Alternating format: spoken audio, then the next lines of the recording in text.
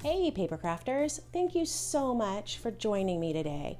I love that you took the time to pop by my channel, check out the video that I've got going, and hopefully stay and poke around a little bit.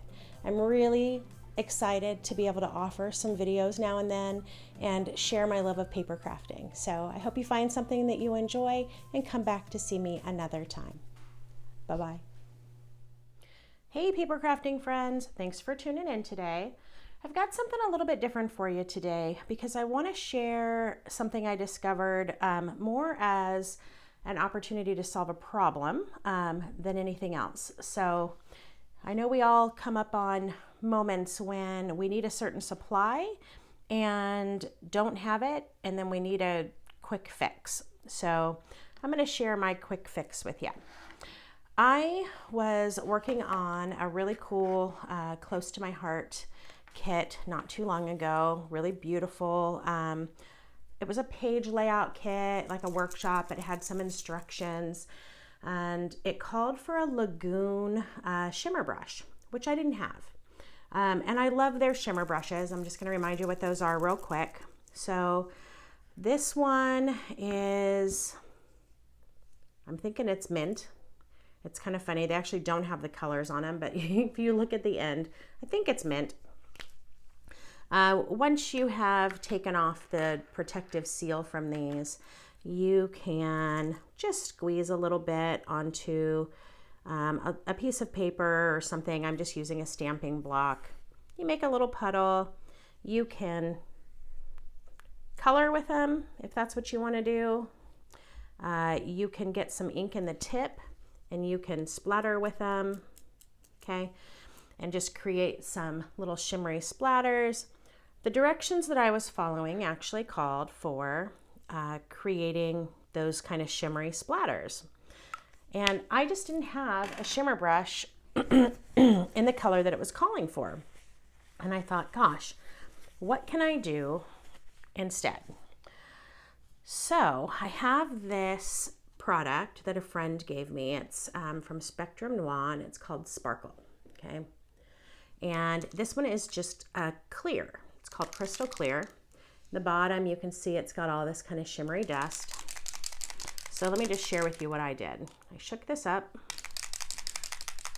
because the idea is to get that shimmer, but I also wanted some color in it, okay? So I shook it up and I grabbed a water brush. This one happens to be a close to my heart water brush. I use it when I'm watercolor painting and things like that. Use an eyedropper, a pipette, whatever it is that you happen to have, or just figure out how to pour it in there. I need a tool for that myself. So I put some of that shimmer liquid in my water brush, okay? So now I've got just some shimmery, clear liquid in here. Then I took my ink pad. I'm going to demonstrate it with Peacock because I wanted something that'll show up a little bit better for you. Okay. And I just used my ink pad on the edge of my stamping block just to get some ink laid down there. Take that shimmer brush, or excuse me, take that water brush that just has some of that shimmery clear liquid in it. And I just dropped a few drops out. And I'm swiping it around in that ink that I just got off my ink pad. So now I've gone from what was the clear shimmery liquid to this really beautiful peacock, okay? And I can use it the same way. I could paint with it, okay? I can get some on my brush and tap it to get that shimmery effect. Okay, and that is a huge time saver / money saver. Now, when I'm done with this, maybe I want a different color. I can just run this in a regular cup of water just to rinse it. It doesn't affect what's inside. Okay, inside is still that clear liquid. Okay, the color doesn't suck back into the brush. And maybe I want to work with a different color now. So I can take a different color ink pad, tap it on my block, grab that same clear brush, drop out a little bit of liquid. Notice none of that peacock color came out, okay? Just the clear shimmery liquid. If you don't have quite enough, you can squeeze a little more. You can also add more of the ink pad color. If you didn't lay down enough ink in the first place, you could do that, okay?